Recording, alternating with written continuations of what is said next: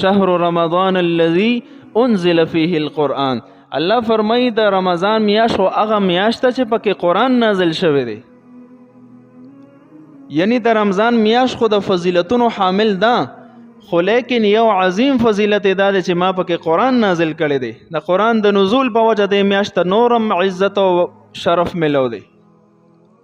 مفسرین لیکلي دي چې د قرآن کریم د نزول 2 مرحلې تیرې شوي دي.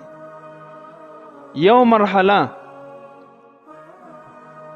د لوح محفوظ نه دنیاوی اسمان ته الله رب العزت د قرآن نازل کړی دی د قدر په شپه کې، لیلة القدر کې، او لیلة القدر دا په رمضان کې ده.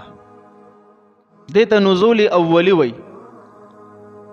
او دویمه مرحله د نزول د دنیاوی اسمان نه الله رب العزت په ځمکه باندې د نبی کریم صلی الله علیه وسلم په قلب اطهر پاک زړه باندې په 23 سالو کې دا قرآن کریم د ضرورت مطابق نازل کړی دی.